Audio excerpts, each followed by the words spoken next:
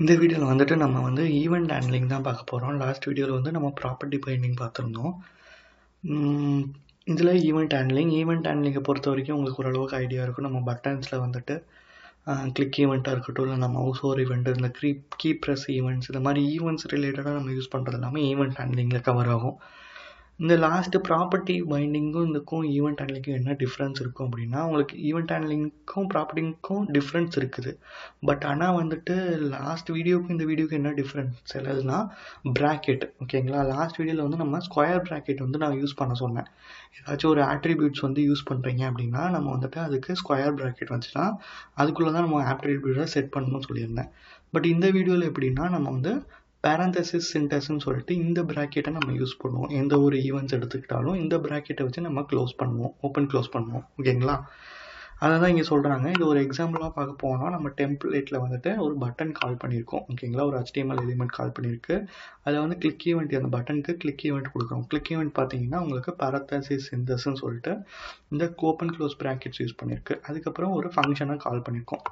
இந்த ஃபங்க்ஷன் எங்கே இருக்கும், ஆப் காம்போனண்ட்டுக்குள்ளே தான் இந்த ஃபங்க்ஷன்ஸ் எல்லாமே வந்து நம்ம க்ரியேட் பண்ணுவோம்.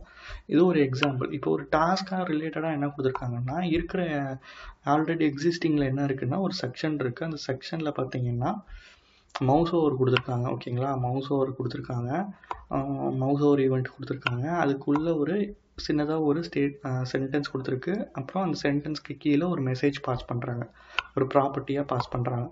அது வந்து எங்கே இருக்குது, மெசேஜுங்கிறது இங்கே நம்ம எம்டி ஸ்ட்ரிங்காக இருக்குது. அதுக்கு கீழே வந்தீங்கன்னா மவுஸ் ஓவரோட மெத்தடை வந்து இங்கே கால் பண்ணியிருக்காங்க.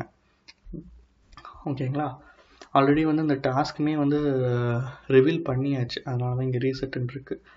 ஓகே, இதுக்கு முன்னாடி டாஸ்கில் வந்து இந்த மவுஸ் ஓவர் இங்கே இருக்காது, இது நீங்கள் டைப் பண்ணுற மாதிரி இருக்கும், இதை நீங்கள் இங்கே கால் பண்ணுற மாதிரி இருக்கும். அண்ட் தென் வந்து இதுக்கு மெசேஜுக்கு எம்டியாக இருக்குல்ல, இந்த மெசேஜை வந்து டிஸ்டார்ட் மெசேஜ்னு சொல்லி இங்கே கால் பண்ணி அதுக்கான மெசேஜை ஸ்ட்ரிங்கை இங்கே பாஸ் பண்ணுறீங்க. அப்போ அவுட்புட் என்னவாக இருக்குன்னா இந்த ஸ்டேட்மெண்ட்டுக்கு அப்புறமேட்டு வே டு கோ இந்த மெசேஜ் வந்து உங்களுக்கு ஷோ ஆகும். எப்போ ஷோ ஆகும்னா இந்த செக்ஷன் இருக்குல்ல, இந்த தேர் இஸ் அ சீக்ரெட், இது ஒரு செக்ஷன் கரெக்டாக. இந்த செக்ஷனை வந்து நான் வந்து ஓவர் பண்ணும் போது எனக்கு வந்து அந்த மெசேஜ் வந்து எனக்கு இதில் வே டு கோங்கிறது இங்கே டிஸ்பிளே ஆகுது. அதுதான் வந்து இங்கே ஒரு டாஸ்க்காக கொடுத்துருந்தாங்க. ஃபஸ்ட்டு வந்து நம்ம மெசேஜாக பாஸ் பண்ணுறோம். இப்போ ரீசெட் பண்ணுறேன், ரீசெட் பண்ண உங்களுக்கு ஐடியா இருக்கும். இதில் பார்த்தீங்கன்னா செக்ஷனில் மவுஸ் ஓவர் ஈவெண்ட்டே இல்லை. நம்ம தான் வந்துட்டு இந்த மவுஸ் ஓவர் ஈவெண்ட்டை இந்த செக்ஷனில் ஆட் பண்ணுறோம், செகண்ட் ஒன்று. அண்ட் ஃபஸ்ட்டு ஒன்று வந்து மவுஸ் ஓவர் ஈவெண்ட் மெத்தட் இருக்குல்ல, அந்த மெத்தடுக்குள்ளே என்ன பண்ணுறோன்னா டிஸ்டார்ட் மெசேஜுங்கிறதுல வே டு கோவில் நம்ம இங்கே ஒரு ஸ்ட்ரிங்காக பாஸ் பண்ணுறோம். அது வந்து எப்படின்னா இங்கே ரன் பண்ணும் போது அந்த செக்ஷனுக்கு மேலே நம்ம ஓவர் பண்ணும் போது உங்களுக்கு வந்து அந்த மெசேஜ் வந்து இங்கே கிடைக்கும். நான் ஓவர் பண்ணுறேன், ஓவர் பண்ணோன்னா உங்களுக்கு டிஸ்பிளே ஆகும். இதில் கொஞ்சம் ஆக்சுவலாக இந்த சர்வர் அவங்களோட சர்வர்லேயே கொஞ்சம் டிலே ஆகுது ஆக்சுவலாக அந்த அவுட்புட் வரதுக்கு. அதனால் நீங்கள் ஒரு தனியாக ஒரு விஷுவல் ஸ்டுடியோ ப்ராஜெக்ட் கூட எடுத்து கூட நீங்கள் யூஸ் பண்ணுங்க, வந்து அவுட்புட் வந்துருச்சு. ஓகேங்களா, இந்த மாதிரி நீங்கள் விஷுவல் ஸ்டுடியோ யூஸ் பண்ணுறீங்கன்னா அதில் போனீங்கன்னா ஆங்குலர்னு சும்மா டைப் பண்ணிட்டு நீங்கள் ப்ராஜெக்ட் க்ரியேட் பண்ணுற இடத்துல சும்மா ஆங்குலர்னு டைப் பண்ணிங்கன்னா அவங்களே ஒரு டிஃபால்ட்டாக ஒரு ப்ராஜெக்ட் கொடுப்பாங்க.